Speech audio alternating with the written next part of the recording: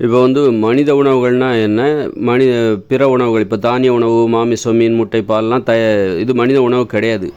அப்போது 2040க்கு அப்புறம் இயற்கையோடு இணைந்த மனித வாழ்க்கையை ஆரம்பிக்க போகுது. அங்கு வாழ்கிற இனிமேல் போக அடுத்தடுத்த தலைமுறையினர் மனித உணவுகளை மட்டும்தான் சாப்பிடுவாங்க. இந்த தானியத்தெல்லாம் சாப்பிட மாட்டாங்க. மாமிசம், மீன், முட்டை, தயிர், மோர், வெண்ணெய், நெய் இதெல்லாம் சாப்பிட மாட்டாங்க. அப்படிங்கிறதுக்கு என்ன உத்தரவாதம்? மீனெல்லாம் சாப்பிட மாட்டாங்க அப்படிங்கிறதுக்கு என்ன உத்தரவாதம் அப்படின்னா, என்ன உத்தரவாதம் அப்படின்னா, இப்போ நீங்கள் தானிய உணவு, மாமிசத்தெல்லாம் சாப்பிடாமல் இருக்க அதன் மீது ஒரு வெறுப்பு வரும். இப்போ மனித உணவுகளை மட்டுமே சாப்பிட்றீங்க. மனித உணவுகளுக்கு எது எதிரின்னா அந்த தானியம்லாம் எதிரி. இந்த தானியம், மாமிசம், மீன், முட்டை, பால், தயிர், மோர், வெண்ணெய் இதெல்லாம் மனித உணவுகள் கிடையாது. அப்போ மனித உணவுகளுக்கு எது எதிரின்னா இந்த தானிய உணவு, மாமிசம், மீன், முட்டை இதெல்லாம் எதிரி. அப்போ மனித உணவுகள் தான் நமக்கு நண்பர்கள், நமது உறவினர்கள். மனுஷங்களோட உறவினர்கள் யார்? மனித உணவுகள் தான். அதுதான் நமக்கு நல்லது செய்யும். நமக்கு நல்லது செய்கிறவங்க தானே நம்முடைய உறவினராக இருக்க முடியும், நம்முடைய நண்பர்களாக இருக்க முடியும், நம்முடைய தோழிகளாக எது இருக்க முடியும்? நமக்கு நன்மை செய்வது தானே, நமக்கு ஆரோக்கியத்தை தருகிற உணவுகள் தான் நமக்கு தோழமை உறவுகளாக இருக்க முடியும், தோழமை உணவுகளாக இருக்க முடியும். நமக்கு நல்லது செய்கிற உணவுகள் தான் நமக்கு நோய்களை தருகிற உணவு கண்டிப்பாக நமக்கு எதிரான உணவுகள் நமது எதிரிகள். இந்த தானியெல்லாம் மீமிசம் மாமிசம், மீன், முட்டை, பால், தயிர், மோர், வெண்ணெய் இதெல்லாம் நமது எதிரிகள். பரோட்டா, பிரியாணி, இட்லி, பூரி, பொங்கல், தோசைலாம் மனித உயிர்களின் எதிரிகள். அப்போது நாம் இன்றைக்கி அது கூட நம்ம பழகிட்டுருக்கோம், அதை சாப்பிட்டுட்ருக்கோம். ஆசையாக அதை சாப்பிட்றதுக்காக கஷ்டப்பட்டு உழைக்கிறோம். நம்முடைய எதிரி நமக்கு கேடு செய்கிறவர்களுக்காக நம்ம உழைச்சா எப்படி இருக்கும்? அப்போ துரோகம் தானே அது. நம்ம உடம்புக்கு நாம் செய்கிற துரோகம் தானே. அந்த துரோகத்துக்கு பதிலாக தான் நம்ம உடம்புல நோய் வந்தது காரணம். நம்ம உடம்புல நோய் வந்தது காரணம் என்ன? நம்மக்கிட்ட இருக்கிற துரோக மனப்பான்மை. நம்மளை நம்பி இருக்கிற நம்ம உடம்புக்கு நாம் துரோகம் பண்ணுறோம். நல்லது செய்கிறோம், நல்லது எது கெட்டது செய்யணும்னு நமக்கு தெரியல, அறியாமல். அந்த அளவுக்கு நம்ம முட்டாளாகவும் மூட நம்பிக்கையாகவும் இருக்கிறோம். அப்போ நம்ம தெரிஞ்சோ தெரியாமல் அது துரோகம் தானே.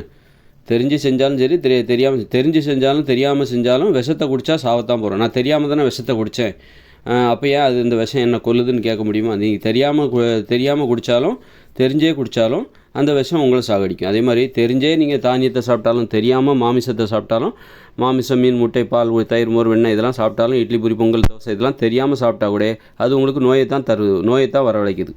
அப்போ தான் நீங்கள் ஆராய்ச்சி பண்ணுறீங்க, ஏன் நோய் வருது? நம்ம நல்லது நினச்சி தானே சாப்பிட்டோம், ஏன் அது நமக்கு நோய் வருது அப்படின்னு யோசிக்கிறப்போ, ஓஹோ இது எல்லாமே நோய்களை தருகிற உணவுகள், இதெல்லாம் நமக்கு எதிரான உணவுகள், நம்முடைய எதிரிகள். இதெல்லாம் எதிரிகளை போய் நீங்கள் நண்பர்கள்னு நினச்சிட்டிங்க. எதிரிகள்கிட்ட போய் எதிரி உணவு இதெல்லாம் அப்படின்னா இது நமக்கு நல்லது செய்யும்னு நம்பிட்டீங்க. அந்த நம்பிக்கைக்கு மோசம் போனோம். அந்த நம்பிக்கை வச்சு நம்ம மோசம் போனோம். அப்போது இப்போ நம்ம இந்த செயற்கையான உணவுகள், இயற்கையான உணவுகள்னு 2 பிரிவாக பிரிச்சுக்கோங்க. செயற்கையான உணவு எதுனா, இயற்கையான உணவு என்பது மனித உணவுகள், காய்கறிகள், கீரைகள், பழங்கள், பருப்பு வகைகள், பயறு வகைகள், கடலைகள், தேன் இதெல்லாம் மனித உணவுகள். இதற்கு எதிரான உணவு எது? இந்த மாமிசம், மீன், முட்டை, பால் உணவு இதெல்லாம் செயற்கையான உணவு. மாமிசம், மீன், முட்டை, பால், தயிர், மோர், வெண்ணெய், அப்புறம் தானிய உணவுகள், உப்பு கலந்து சமைக்கப்படுகிற உணவுகள்லாம் நமக்கு எதிரான உணவுகள், எதிரிகள். நமக்கு நண்பர்கள் யார் அப்படின்னா மனித உணவுகள். அப்போ மனித உணவுகளை நம்ம சாப்பிட இந்த உப்பு கலந்து சமைக்கப்பட்ட உணவுகள் மேலே நமக்கு ஒரு வெறுப்பு வரும்.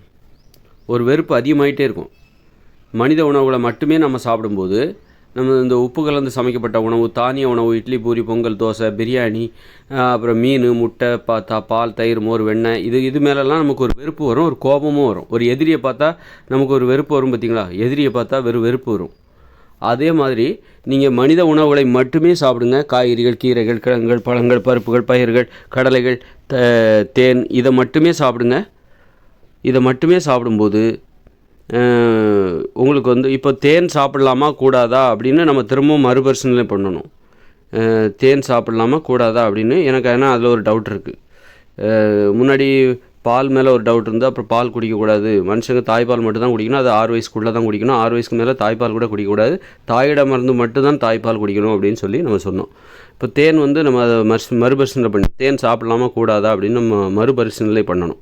அது அப்புறம் பார்த்துக்கலாம். இப்போதைக்கு நம்ம தேன் சாப்பிடலாம் அப்படி. இப்போ மனித உணவுகளை மட்டுமே சாப்பிடும்போது உங்களுக்கு தானியங்கள்லாம் சாப்பிடாமல் இருக்க தானிய உணவுகளை சாப்பிடாமல் இருக்க தானிய உணவுகள் மீது நமக்கு வெறுப்பு ஏற்படும். ஒரு வெறுப்பு ஏற்படும், ஒரு கோபம் ஏற்படும்.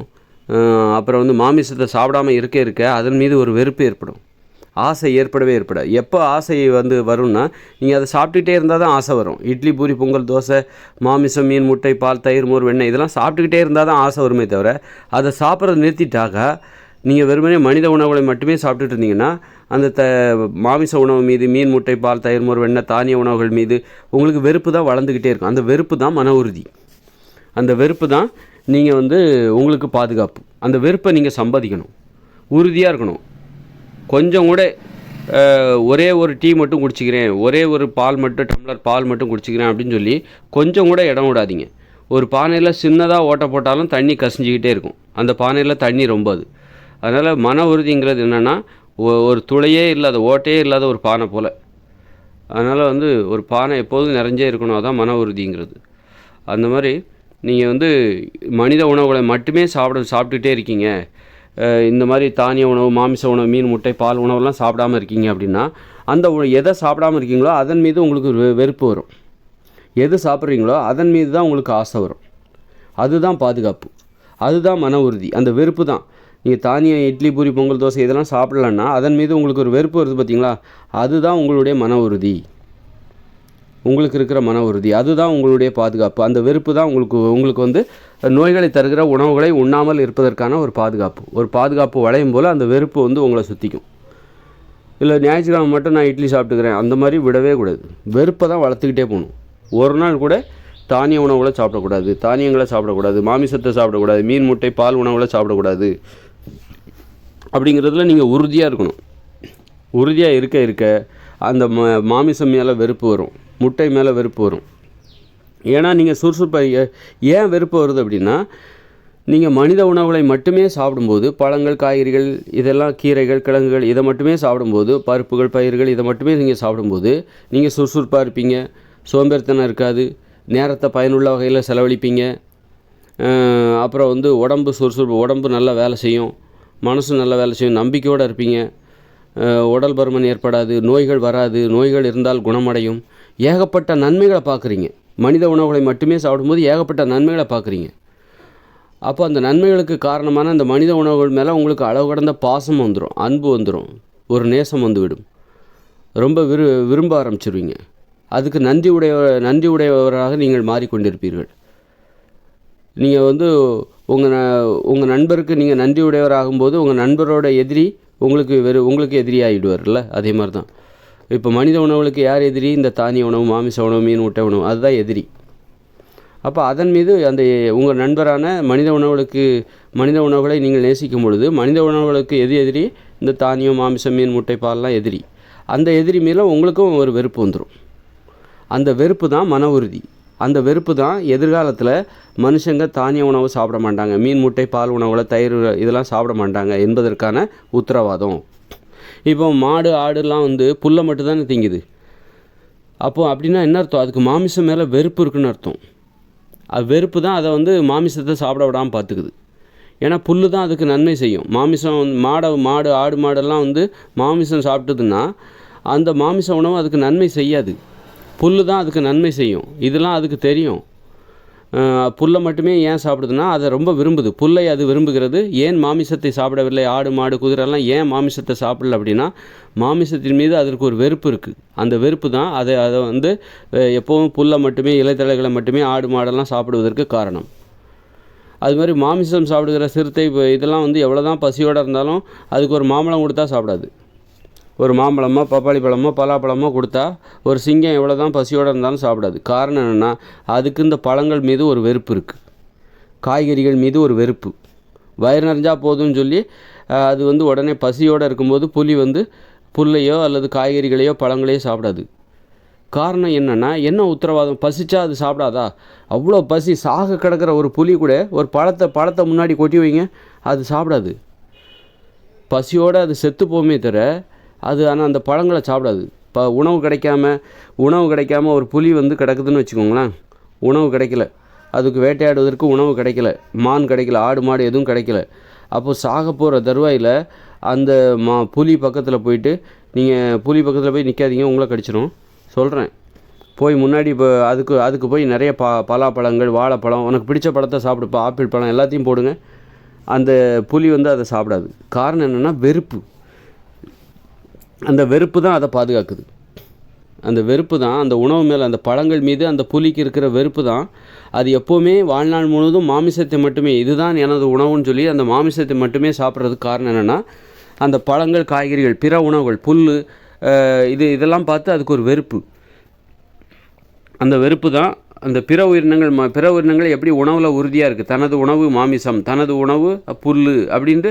ஒரு ஆடு மாடுன்னா அது புல்லை தான் திங்குது. ஒரு சிங்கம் புலின்னா எப்போ மாமிசத்தை தான் சாப்பிடுது. எப்படி அது உறுதியாக கடைபிடிக்குது? எப்படி அவ்வளோ கட்டுப்பாடு? எதை சாப்பிட்லையோ அது மேலே அதுக்கு ஒரு வெறுப்பு இருக்குது. அதே மாதிரி தான் மனுஷங்க எதிர்காலத்தில் மனித உணவுகளை மட்டும்தான் சாப்பிடுவாங்க அப்படின்னு நான் ஏன் சொல்கிறேன் அப்படின்னா, மனித உணவுகள் மீது மனித உணவை சாப்பிட அது மேலே ஒரு விசுவாசம், ஒரு நன்றி உணர்ச்சி, ஒரு பாசம் வந்துடும். அதனால் அது விட்டே கொடுக்காது. அதற்கு எதிரான உணவு தான் இந்த தானிய உணவு. அதற்கு எதிரி தான் அந்த தானிய உணவு. மாமிசம், மீன், முட்டை, தயிர், மோர், பால், இதெல்லாம் எதிரான உணவுகள். மனித உணவுகளுக்கு எதிரானது, மனுஷங்களுக்கு எதிரானது. இந்த தானிய உணவு மாமிசம், மீன், முட்டை, பால், இதெல்லாம் சாப்பிட்டா நமக்கு வந்து என்ன வரும்? இதை பார்க்கும்போது அவங்களுக்கு வெறுப்பு வரும், சாப்பிட மாட்டாங்க. நோய் வரும். நோய் வருகிற மனித உணவுகள். இப்போ அதாவது இது நம்ம எதை சாப்பிட்றோமோ அது மேலே நமக்கு ஒரு நேசம் வரும், அப்படி தானே? அப்போது மனித உணவுகளை சாப்பிட்டா நேசம் வரும். இப்போ இவ்வளோ நாள் நம்ம வந்து இட்லி, பூரி, பொங்கலை தானே சாப்பிட்டுட்டு இருந்தோம். அப்போ அது மேலே ஏன் நமக்கு ஒரு பாசம் வரல, ஒரு நேசம் வரல அப்படின்னா, அது நமக்கு கேடு செய்யுது. அதை நேசிக்கவே முடியலை. ஏன்னா அது நமக்கு நோய்களை தருகிறது. அது ஆரோக்கியத்தை தருவதாக இருந்தால் நம்ம அதுக்கு பாசங்கிறது என்னது? முதல்ல அன்பு, பாசங்கிறது ஒரு நன்றி உணர்ச்சி தான். நன்றி உணர்ச்சியோட ஒரு வெளிப்பாடு தான் அன்பு, பாசம் என்பது. நம்ம இவ்வளோ நாள் இட்லி, பூரி, பொங்கல், தோசை சாப்பிட்டுக்கிட்டு இருந்தோமே, எவ்வளோ கஷ்டப்பட்டு அந்த உணவுகளை சம்பாதிச்சு நம்ம சமைச்சு சாப்பிட்டோம்ல. அப்போ அதன் மீது நமக்கு எவ்வளோ பாசம் இருக்கணும். ஏன் நமக்கு பாசம் வரல? நமக்கு நன்றி உணர்ச்சி ஏற்படலை. ஏன்? அன்புன்னா என்ன, பாசம்னா என்ன? நன்றி உணர்ச்சி தானே. ஏன் அந்த இட்லி, பூரி, பொங்கல், தோசை மேலே நமக்கு நன்றி உணர்ச்சி இல்லை? ஏன் இல்லைன்னா அது நமக்கு கேடு செய்யுது. நல்லது செஞ்சால் தான் நமக்கு நன்றி உணர்ச்சி ஏற்படும். ஒருத்தர் நமக்கு நல்லது பண்ணால் தான் நன்றி உணர்ச்சி ஏற்படும். நல்லது பண்ணுற மாதிரி கெட்டது பண்ணால் நன்றி உணர்ச்சி ஏற்படுமா? அதாவது நமக்கு என்றைக்கு தெரிய வருதோ இது நமக்கு கேடு செய்யுது, இவர் வந்து நமக்கு கேடு செய்கிறாரு, நல்லது செய்கிற மாதிரி ஒருத்தர் உங்களுக்கு கெட்டது செய்கிறாரு அப்படின்னா, நீங்கள் தெரியாத வரைக்கும் அவர் நல்லது தான் செய்கிறாருன்னு நம்புகிற வரைக்கும் அவரை வந்து மதிப்பீங்க. அவர் கெட்டது செய்கிறாரு, மறைமுகமாக உங்களுக்கு கெட்டது செய்கிறாருங்கிறது நீங்கள் தெரிஞ்சு போச்சுன்னா அப்போ வந்து அவர்கிட்ட வந்து நீங்கள் விலகிடுவீங்க. அதே மாதிரி தான் மனுஷங்க வந்து கெட்டது செய்கிறாங்கன்னு விலகிடுவீங்க. அப்போ இந்த உணவு மேலே நமக்கு நன்றி உணர்ச்சி ஏற்படவே மாட்டேங்குது. இட்லி, பூரி, பொங்கல், தோசை எவ்வளோ சாப்பிட்றோம், ஆனால் இது மேலே நமக்கு நன்றி உணர்ச்சி ஏற்படவே மாட்டேங்குது. அன்பு, பாசம் ஏற்படவே மாட்டேங்குது. காரணம் என்னென்னா, இது நோய்களை தருகிறது, வன்முறை உணர்ச்சிகளை ஏற்படுத்துகிறது, அடிமைப்படுத்த வேண்டும் என்கிற எண்ணத்தை ஏற்படுத்துகிறது, ஒரு முரட்டுத்தனமாக, ஆபத்தாக, உயிரை பணயமாக வச்சு உழைப்பதற்கு தூண்டுகிறது, நம்மளை வந்து படுகொலியில் தள்ளி விடுது, அழிவை நோக்கி பயணிப்பதற்கு தூண்டுகிறது. இப்படி பல்வேறு காரணங்கள். இந்த உணவுகளுக்கு எதிராக குற்றச்சாட்டுகள் ஏராளமாக இருக்கிறது. இந்த உணவுகளுக்கு எதிராக நமக்கு நிறைய அனுபவம் இருக்குது. பல கோடி உயிர்களை இது காவு வாங்கியிருக்கு. இந்த உணவு இருக்குல்ல, தானிய உணவு சாதாரண உணவு கிடையாது. பல கோடி பேர் சாகடித்த உணவு இது. இன்றைக்கி சண்டை போடுறாங்களே, இந்த உணவு ஏற்படுத்தின வெறி தான், இந்த உணவு ஏற்படுத்தின வன்முறை உணர்ச்சி தான், அளவுக்கு அதிகமான வலிமை, அடிமைப்படுத்த வேண்டும் என்கிற உணர்வு, இது எல்லாமே இந்த உணவு கொடுத்தது தான். அதனால தான் நம்ம சண்டை போட்டு சாப்பிட்றோம். வாகனங்களை ஓட்டி வாகன விபத்தின் மூலமாக 10 லட்சம் பேர் வருஷத்துக்கு வருஷம் செத்துக்கிட்டு இருக்காங்க. இந்த போர்களில் பல கோடி பேர் செத்து போனாங்க. எல்லாத்துக்கும் இந்த உணவு ஏற்படுத்திய வன்முறை உணர்ச்சி தான். உணவு அளவுக்கு அதிகமான வலிமையை ஏற்படுத்துகிறது, ஒரு சர்வாதிகார உணர்வை தூண்டுகிறது, அடிமைப்படுத்த வேண்டும் என்கிற எண்ணம் வருகிறது, அடிமையாக இருந்துட்டு வாழ்ந்துட்டு போயிடலாம் அப்படிங்கிற எண்ணத்தையும் அதுதான் கொடுக்குது. இப்படி மனுஷங்களை நம்ப வச்சு சாகடித்த ஒரு உணவு தான் நீங்கள் சாப்பிட்ற இட்லி, பூரி, பொங்கல், தோசை, தானிய உணவு, கேழ்வரகு, திணை, கம்பு, இந்த உணவு எல்லாமே. மாமிச உணவு, மீன், முட்டை, பால் உணவு, உப்பு கலந்து சமைக்கப்பட்ட உணவு, இது எல்லாமே. அதனால தான் அது மேலே நமக்கு நன்றி உணர்ச்சி ஏற்பட மாட்டேங்குது. அது நமக்கு வந்து நல்லது செய்கிற மாதிரி ஒருத்தர் தீங்கு செய்யும்போது அவர் மேலே நமக்கு ஒரு சந்தேகம் வரும் பார்த்தீங்களா? அப்போ அவரை பற்றி யோசிப்போம். இவர் நல்லது செய்கிறாரா, இப்போ தீங்கு செய்கிறாரா? இவர் நமக்கு நல்லது செய்கிற மாதிரி நம்மளை ஏமாத்துறாரு, இவர் உண்மையானவர் கிடையாது, இவர் பொய்யானவர் அப்படின்னு நம்ம கண்டுபிடிப்போம்ல. அதே மாதிரி தான் உலகத்தில் உள்ள மனுஷங்க எல்லாரும் இப்போ நாம் சாப்பிட்டுக்கிட்டு இருக்க தானிய உணவுகள் நமக்கு நல்லது செய்யலை, இது தீங்கு செய்து, இதுதான் உண்மையான எதிரி, நாம் வீழ்த்த வேண்டிய எதிரியே இந்த உணவு தான், இந்த தானிய உணவு தான், மாமிச உணவு, மீன் உணவு தான், பால் தான், இதுதான் வந்து நாம் வீழ்த்த வேண்டிய எதிரி, நம்மக்கிட்டே இருக்குது, நம்மளை நம்ப வச்சு நாம் நம்பிக்கிட்டு இருக்கிறோம். நமக்கு எதிரிகளை நமக்கு கெட்டது செய்கிறவங்கள போய் நம்ம நம்பிக்கிட்டு இருக்கோம். இது நமக்கு கெட்டது செய்யாது அப்படின்னு இப்போ ஆராய்ச்சி பண்ணி எல்லாரும் அவங்க ஒவ்வொரு கோணத்தில் ஒன்று ஒன்று சொல்லிகிட்டு இருக்காங்க. அப்படி தானே? நிறைய பேர், நான் மட்டும் சொல்ல, எல்லாருமே சொல்லிகிட்டு இருக்காங்க. நான் இன்னும் கொஞ்சம் முடிவாக, அதாவது இறுதி விளக்கம், இதை தவிர வேறு எதுவும் புதுசாக யாரும் விளக்கம் சொல்லிட முடியாது. இந்த கோணத்தில் யாரும் இதுக்கு மேலே சொல்லியிருக்க முடியாது. அப்போ அந்த அளவுக்கு நான் வந்து சொல்லிகிட்டு இருக்கேன். இதுதான் வந்து நமக்கு இதை மாற்றி உணவுலேருந்து விடுதலை அடைவது தான் மனித விடுதலை. மனித தன்மையில் போய் நம்ம மிருகத்தன்மை இழக்க வேண்டும். நம்ம முட்டாளாக வாழ்கிற எல்லாத்துக்குமே இந்த உணவு தான் காரணம். நோயில் சாவறதுக்கும், விபத்துகள், குற்றங்கள் நடைபெறுவதற்கு, போர்கள் நடைபெற்றதற்கு, இது நாள் வரைக்கும் பல கோடி பேர் செத்ததுக்கும், வருஷம் நோய்களால் கோடிக்கணக்கான செத்து போகிறதுக்கும், வாழ்நாள் ஆயுட்களும் குறைஞ்சி போனதுக்கும் இந்த தானியம், மாமிசம், மீன், முட்டை, பால், தயிர், மோர், வெண்ணெய், நெய், இந்த உணவுகள் தான் காரணம். உப்பு கலந்து சமைக்கப்பட்ட உணவுகள் தான் காரணம் அப்படின்னு நம்ம இப்போ கண்டுபிடிச்சாச்சு. அதனால தான் இது மேலே நமக்கு பாசமே வராது. இந்த உணவில் நீங்கள் எத்தனை வருஷம், 3000 வருஷமாக சாப்பிட்டுட்ருக்காங்க. இந்த தானிய உணவுகளை, மாமிசம், மீன், முட்டை, உணவுகளை 3000 வருஷத்துக்கு மேலே சாப்பிட்டுட்ருக்காங்க. இது மேலே நமக்கு நன்றி உணர்ச்சியே வரமாட்டேங்குது, பாசமே வரமாட்டேங்குது. ஏன்னா இது நமக்கு கேடு செய்யுது. 3000 வருஷமாக நமக்கு கேடு செஞ்சுக்கிட்டே இருக்குது. நோய்களை வரவழைச்சிக்கிட்டே இருக்குது 3000 வருஷமாக. அதனால தான். ஆனால் அதே நேரத்தில் நீங்கள் மனித உணவுகளை சாப்பிட்டீங்கன்னா அது உங்களுக்கு நோயை தராதா? உடம்பு சுறுசுறுப்பாக வேலை செய்யுமா? நீங்கள் வாழ்க்கையிலையும் மென்மையாக இருப்பீர்கள், சுறுசுறுப்பாக இருப்பீங்க, லட்சியவாதியாக இருப்பீங்க, நல்ல பண்போடு இருப்பீங்க, கெட்ட புத்தி இருக்காது, குறுகிய எண்ணம் இருக்காது, யாருக்கும் தீங்கு நினைக்க மாட்டீங்க, மென்மையானவராக இருப்பீங்க, ஆரோக்கியமாக இருக்கும் உங்கள் உடம்பு, மகிழ்ச்சியாக இருப்பீங்க, நோய்கள் எதுவுமே வரவே வராது, ஆரோக்கியம் அதிகரிச்சுக்கிட்டே போகும். இதை நீங்கள் கவனிப்பீங்க. நான் சொன்னல, மனித உணவுகள், காய்கறிகள், கீரைகள், பழங்கள், பயிர்கள், பருப்புகள், கடலைகள், தேன், இதை சாப்பிட்டிங்கன்னா உங்களுக்கு ஆரோக்கியம் அதிகரிச்சுக்கிட்டே போகும். நோய்கள் வருவதற்கு வாய்ப்பே கிடையாது. நோய்களை பற்றின கவலையே உங்களுக்கு போயிடும். அப்போ இதை நீங்கள் கவனிக்கும்போது அந்த மனித உணவுகள் மீது உங்களுக்கு நன்றி உணர்ச்சி ஏற்படும், ஒரு பாசம் ஏற்படும், ஒரு அன்பு ஏற்படும். அப்போது உங்களுக்கு நோய்களை தருகிற அந்த தானிய உணவு மீது வெறுப்பு இருக்கும். அப்போ இந்த மனித உணவுகளுக்கு எதிரியான அந்த தானிய உணவு, மாமிசம், மீன், முட்டை, பால், தயிர், மோர், வெண்ணெய், நெய், இதன் மீது உங்களுக்கு ஒரு வெறுப்பு வரும். வெறுப்பு அதிகரிச்சுக்கிட்டே போகும். நீங்கள் மனித உணவுகளை மட்டுமே சாப்பிட்டுக்கிட்டே இருந்தீங்கன்னா, அதை உறுதியாக சாப்பிட்டுக்கிட்டே இருக்கீங்க விடாமல், அதில் உங்கள் உணவு கட்டுப்பாடை தளர்த்தி விடாமல் உறுதியாக, மன உறுதியோடு அந்த மனித உணவுகளை மட்டுமே சாப்பிட்டுட்டு இருக்க என்ன ஆகும்னா, உங்கள் மன உறுதி அதிகமாக உங்களுக்கு நோய்களை தருகிற உணவுகள் மீது ஒரு வெறுப்பு வரும். அந்த வெறுப்பு அதிகரிச்சிக்கிட்டே இருக்கும். இந்த தானிய உணவு மீது, மாமிசம், மீன், முட்டை, பால் உணவு மீது உங்களுக்கு வெறுப்பு அதிகரிச்சிக்கிட்டே இருக்கும். அதுதான் மன உறுதி. அதுதான், அந்த வெறுப்பு தான் நமது பாதுகாப்பு. எதிரிகள் மீது உங்களுக்கு வெறுப்பு ஏற்பட வேண்டும். உங்கள் துரோகிகள் மீது உங்களுக்கு வெறுப்பு ஏற்பட வேண்டும். உங்களுக்கு கெட்டது செய்கிறாங்கள அவங்க மேலே உங்களுக்கு வெறுப்பு வரணும். அதுதான் உங்களுக்கு பாதுகாப்பு. இல்லை, நான் வந்து ஒரு கணத்தை அடித்தா நான் இன்னொரு கணத்தையும் திருப்பி காட்டுவேன் அப்படின்னு சொல்லிட்டு இருந்தீங்கன்னா என்றைக்காக இருந்தாலும் வீழ்த்தப்படுவேன். நீங்கள் உங்கள் எதிரிகிட்டேருந்து விலகிடுங்க. உங்கள் எதிரிகள் கிட்டே இருக்காதீங்க. அவங்க அடிச்சுக்கிட்டே இருப்பாங்க. நீங்கள் இன்னொரு கட்டத்தில் காட்டினா அந்த கணத்தில் அடிப்பாங்க.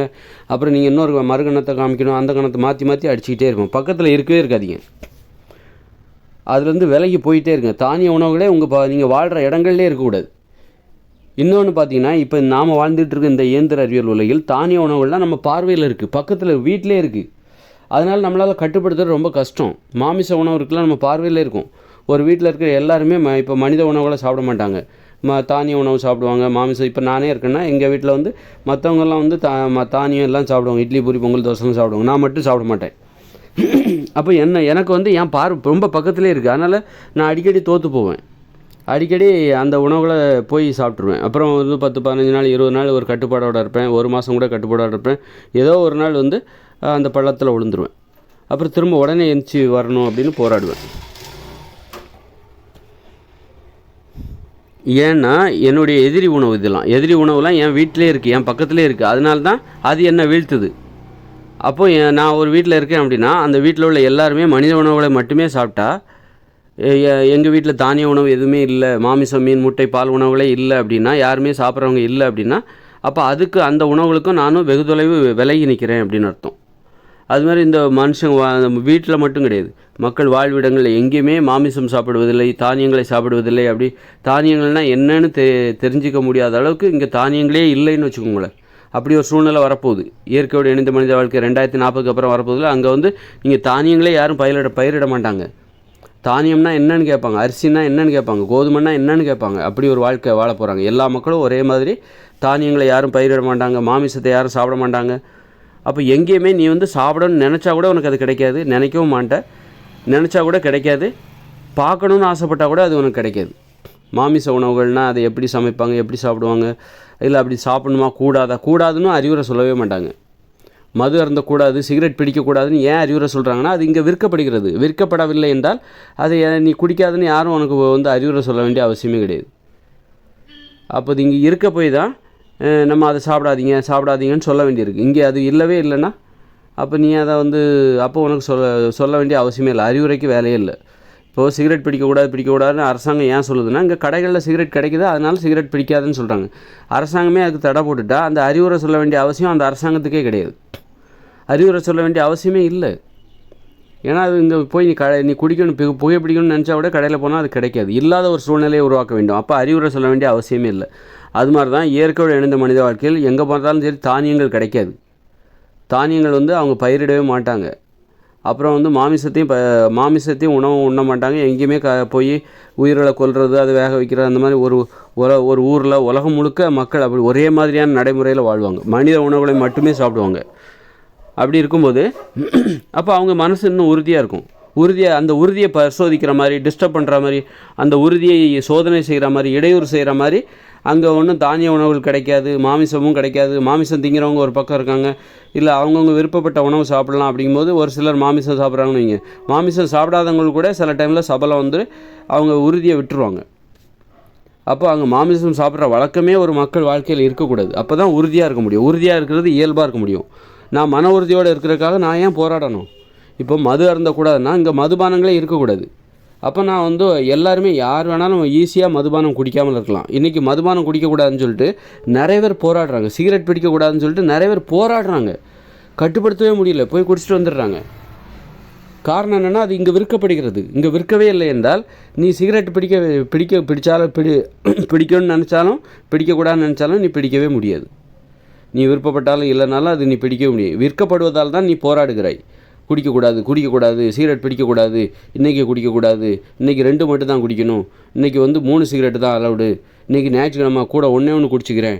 இப்படி நீ ஏன் போராடுறனா? அது இங்கே விற்கப்படுகிறது. இங்கே இல்லவே இல்லைன்னா நீ போராட வேண்டிய அவசியமே இல்லை. கட்டுப்பாடாக இருப்பதற்கு நீ போராட வேண்டிய அவசியமே இல்லை. மதுபானம் என்பது இந்த கெமிக்கல் சாராயம் இருக்குல்ல, மதுபானம், இதை குடிக்கவே கூடாதுன்னா அது இங்கே இல்லாமலே இருந்துட்டா யாருமே குடிக்க மாட்டாங்க. அதாவது குடிக்காமல் இருக்கிறதுக்கு யாருமே போராட வேண்டிய அவசியமே இல்லை. அது மாதிரி தான் தானிய உணவுகள், மாமிசம், மீன், முட்டை உணவுகள்லாம் இருக்குல்ல, இந்த எதிரி உணவுகள், நோய்களை தருகிற உணவுகள், இந்த மக்களுடைய வாழ்க்கையில் இருக்கவே கூடாது. யாருமே சாப்பிடக்கூடாது. அது எங்கேயுமே கிடைக்கக்கூடாது. அரிசி வந்து எங்கேயுமே கிடைக்கக்கூடாது. தானியங்களை நீங்கள் பாதுகாக்காதீங்க. இன்றைக்கி நிறைய சிறுதானியங்களை பாதுகாக்கிறாங்க, அடுத்தடுத்த தலைமுறைகளுக்கு கொண்டு போகணும் அப்படி இப்படின்னு சொல்கிறாங்களா. நீங்கள் அதை பாதுகாக்காதீங்க. நல்லா ஆழமாக ஒரு குழியை தோண்டி புதைச்சிருங்க, உரமாக்கிடுங்க, மண்ணோட மண்ணாக்கிடுங்க. அது தொலைஞ்சு போட்டோம். அது மனிதர்களை காவு வாங்கிய ஒரு உணவு. அது தானிய உணவு. பல கோடி பேரை சாகடித்த உணவு. அது பல கோடி பேர் இன்றைக்கி நோயால் அவஸ்தைப்பட்டுருக்காங்களே. இன்றைக்கி 800 கோடி பேர் இருக்காங்கன்னா ஒரு 600 கோடி பேருக்காக நோய் இருக்கும். அப்போ அந்த நோய்களுக்கெல்லாம் அந்த உணவு தான் காரணம். அந்த போர்கள் நடைபெற்றதற்கு, வன்முறை உணர்ச்சியினால் போர்கள் ஏற்பட்டதற்கும், விபத்துகளால் மக்கள் சாவறதுக்கும், உயிரை பணயமாக வச்சு உழைக்கிறதுக்கும், இன்றைக்கி அழிவை ஏற்படுத்துகிற ஒரு உலகத்தை நம்ம உருவாக்கி வச்சுருக்கிறதுக்கும் எல்லா தப்பும் இந்த உணவு தான் பண்ணிச்சு. இந்த தானிய உணவு, மாமிச உணவு, உப்பு கலந்து சமைக்கப்பட்ட உணவுகளால் தான் ஏற்பட்டுச்சு. அப்படிப்பட்ட உணவு இருக்குல்ல, அப்படிப்பட்ட உணவை நீங்கள் பாதுகாக்காதீங்க. அதை வந்து கண்காட்சிக்காக கூட வைக்காதீங்க, எக்ஸிபிஷனில் கூட வைக்காதீங்க, அருங்காட்சியகத்தில் கூட நீங்கள் வைக்காதீங்க. அதை வந்து எல்லாத்தையுமே அழிச்சிருங்க. அதை வந்து பாதுகாக்காதீங்க. பாதுகாக்கவும் மாட்டாங்க. ஒரு விஷத்தை யாராவது பாதுகாப்பாங்களா? பாதுகாக்க மாட்டாங்க. அது மாதிரி தான் இதெல்லாம் நஞ்சு உணவு. அதனால் நீங்கள் மனித உணவுகளை மட்டுமே சாப்பிட மனித உணவுகளுக்கு எதிரான இந்த தானிய, மாமிச, மீன் உணவுகள் மீது உங்களுக்கு ஒரு வெறுப்பு வளர்ந்துக்கிட்டே இருக்கும். மனித உணவுகள் மீது உங்களுக்கு நன்றி உணர்ச்சி அதிகமாகிட்டே இருக்கும். ஏன்னா மனித உணவுகள் நன்மை செய்யக்கூடியவை. நன்மை செய்யக்கூடிய உணவுகள் மீது நன்றி உணர்ச்சி நமக்கு ஏற்படும். நாம் ஆரோக்கியமாக இருப்பதற்கு இந்த உணவுகள் தான் காரணம். தானிய உணவை பார்த்தா பயப்படணும். மாமிசம், மீன், முட்டை உணவுகளை பார்த்தா பயப்படணும். ஏன்னா அது நமக்கு நோயை தரக்கூடியது, நம்மை சாகடிக்கக்கூடியது. விஷத்தை பார்த்தா நம்ம பயப்படுவோம்ல, அது தொடாதன்னு சொல்லுவோம்ல. சோப் போட்டு கை கழுவு, தொட்டுட்டியா, எலி மருந்து பேக்கெட்டை தொட்டுட்டியா, நீ சோப் போட்டு நல்லா கை கழுவு, அதை ஏன் தொடுற, அது விஷம் அப்படின்னு சொல்லுவோம்ல. அது மாதிரி அரிசியை தொட்டால் நீங்கள் கை கழுவுங்க, சோப் போட்டு கை கழுவுங்க. கோதுமையை தொட்டால் சோப் போட்டு கை கழுவுங்க. கேழ்வரகு தொட்டால் சோப் போட்டு கை கழுவுங்க. மாமிச உணவுகளை பார்த்தாலோ மூஞ்சை கழுவிடுங்க, கண்ணை கழுவிடுங்க. இந்த மூக்கை பொத்திக்குங்க, அதோட வாசனையை மூக்கை பொத்திக்குங்க. அதோட வாசனை கூட நோயை தரும். சோறு, சாம்பார், வத்த குழம்பு இதோட வாசனை கூட உங்களுக்கு நோயை தரும். பிரியாணியோட வாசனை கூட நோயை தரும். இது சும்மா வந்து ஒரு சுவாரஸ்யமாக பேசுகிறதுக்காக பேசலை, உண்மை. அதை பார்க்க கூட செய்யாது, ஏன்னா அது ஆசையை தூண்டும். இப்போ ஒரு விபச்சாரம் செய்கிற ஒரு ஆணோ பெண்ணோ பார்க்கக்கூடாது. அப்போ பார்த்தா என்னாகும், பார்க்க என்னாகும், அது ஆசையை தூண்டுறதுக்கு வாய்ப்பு இருக்குது. அதனால் பார்க்காம இருக்கிறது தான் கட்டுப்பாடு. கண்டுக்காமல் போயிட்டே இருக்கணும். இல்லை அது இங்கே இல்லவே இல்லைன்னா ரொம்ப ஈஸியாக எளிதாக கட்டுப்பாடாக இருக்கலாம். அதனால் எது பாதுகாப்பு? எதிர்காலத்தில் மனுஷங்க தானிய உணவு சாப்பிட மாட்டாங்க, மாமிசம் சாப்பிட மாட்டாங்க என்பதற்கு என்ன உத்தரவாதம் அப்படின்னா, அது வந்து நோயை தருகிற உணவு, நம்மை கொல்லக்கூடிய உணவு, கொல்லக்கூடிய எதிரி உணவுகள், அதெல்லாம் எதிர் உணவுகள். அதை போய் யாராவது விருப்பத்தோடு சாப்பிடுவாங்களா? அது மேலே வெறுப்பு தான் இருக்கும், பயம்தான் இருக்கும். நம்ம மனித உணவுகளை சாப்பிட்டுட்ருக்கோம் அப்படின்னா மனித உணவுகள் மீது நமக்கு அன்பு இருக்கும், பாசம் இருக்கும், நன்றி உணர்ச்சி அதிகரிச்சுக்கிட்டே இருக்கும். அதுதான் நமக்கு பாதுகாப்பு. நோய்களை தருகிற உணவுகள் மீது மனுஷங்களுக்கு ஒரு வெறுப்பு இருக்கும். அது மனித வாழ்விடத்தில் அது இருக்காது. எங்கே போனாலும் தானிய உணவு கிடைக்காது, உப்புங்கிறது கிடைக்காது. உப்புங்கிறது கடற்கரையில் இருந்து வாழ்கிறவங்களுக்கு மட்டும்தான். அது கூட எடுக்கிறதுக்கு சில நுட்பங்கள்லாம் இருக்குது. அது அவங்க எடுக்கவும் மாட்டாங்க. தேவையும் இல்லை, உப்பு தேவையும் இல்லை. அவங்களுக்கு தெரியும். அவங்களுக்கு மனிதர்கள் பாடம் கற்றுருக்காங்க.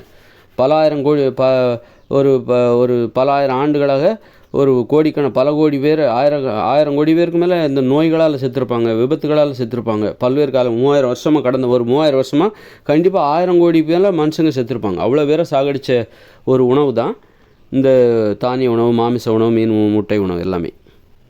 அதனால் அந்த வரலாறு அந்த படிப்பினை நமது மூளையில் பதிவு செய்யப்பட்டுள்ளது. அதனால் நம்ம எதிர்காலத்தில் நம்ம வந்து ரொம்ப ஜாக்கிரதையாகவே இருப்போம். உணவில் நீ கவனமாக இருந்தாலே போதும், மனித வாழ்க்கை சிறப்பாக இருக்கும். மனித வாழ்க்கை சிறப்பாக இருக்கும் அப்படிங்கிறதுக்கு என்ன உத்தரவாதம் அப்படின்னா, நீ உணவில் கவனமாக இரு. மனித உணவுகள்னு நம்ம இன்றைக்கி கண்டுபிடிச்சி அவங்களுக்கு சொல்கிறோம். அதை வந்து நீ கரெக்டாக சாப்பிடு, அதை மீறாத. அதுக்காக முன்னோர்கள் சொன்னாங்கன்ட்டும் சாப்பிடாத. உனக்கே தெரியும் எந்த காலத்துலேயும் ஏன் அதை சாப்பிடக்கூடாது, மற்றவங்க இதை மட்டும் ஏன் சாப்பிட்ணும் அப்படின்னு. ஒவ்வொரு காலகட்டத்துலேயும் கண்டிப்பாக அவங்க உணர்ந்து தான் அதை சாப்பிடுவாங்க. ஏதோ முன்னோர்கள் சொல்லிட்டாங்க இதுதான் மனித உணவு அப்படின்னு சொல்லிட்டுலாம் அவங்க சாப்பிட மாட்டாங்க. எல்லா காலகட்டத்திலையும் ஒரு செயலை செய்யும்போது ஏன் செய்கிறோம், எதுக்கு செய்கிறோன்னு அவங்க அவங்களுடைய அறிவுக்கு தெளிவான விளக்கம் கிடைச்சா மட்டும்தான் அவங்க அதை செய்வாங்களே தவிர, முன்னோர்கள் சொன்னாங்க அப்படிங்கிறக்காக எதையும் அவங்க கடைபிடிக்க மாட்டாங்க. இனிமேல் வரக்கூடிய தலைமுறையினர் அப்படிப்பட்டவர்களாக தான் இருப்பாங்க. இப்போ நாம் இருக்கிறோம், நம்ம முன்னோர்கள் சொன்னான்ட்டு, இப்போ நானே இருக்கிறேன்னா முன்னோர்கள் சொன்னான்ட்டு அப்படியே கண்மூடித்தனமாக எதையும் ஏற்றுக்கவே மாட்டேன். முன்னோர்கள் சொன்னாங்க அப்படின்னு சொல்லிட்டு நான் எதையுமே ஏற்றுக்க மாட்டேன். அப்போ அதில் என்ன காரணம், அதில் உண்மை இருக்கா பொய் இருக்கா, முதல்ல அதுதான். அதில் எதாவது குறை கண்டுபிடிக்கிறது தான் முதல்ல என் வேலையாக இருக்கும். முன்னோர்கள் சொன்னாங்கன்னு சொல்லிட்டு எதை சொன்னாலுமே நான் முதல்ல அதில் என்ன குறை இருக்குது அதை தான் பார்ப்பேன். அப்போ எந்த அளவுக்கு நிறை இருக்குது, எந்த அளவுக்கு குறை இருக்குது, அதுக்கப்புறம் தான் அதில் எதை ஏற்றுக்கணும், எதை ஏற்றுக்கக்கூடாது, அதில் உண்மை எதுவுமே இல்லையா, இது அப்படி இப்படின்னு அந்த மாதிரி தான் இது எல்லா காலத்துலேயுமே இருக்கும். இந்த மாதிரி தான் இனிமேல் வர தலைமுறையினர் வந்து எதை சொன்னாலும், அவங்க அப்பா சொன்னாலும் சரி, தாத்தா சொன்னாலும் சரி, பாட்டனார் சொன்னாலும் சரி, என்ன சொன்னாலும் சரி, என்ன தான் சொன்னார், அதில் உண்மை இருக்கா பொய் இருக்கா, நிறை இருக்கா குறை இருக்கா, எல்லாம் பார்த்து அதை எதை எடுத்துக்கலாம் எதை விடலாம் அப்படின்னு பார்த்து தான் இனிமேல் வர தலைமுறையினர் எதை சொன்னாலும் கடைபிடிப்பாங்க. முன்னோர்கள் சொன்னாங்கன்னு அப்படியே நம்ப மாட்டாங்க.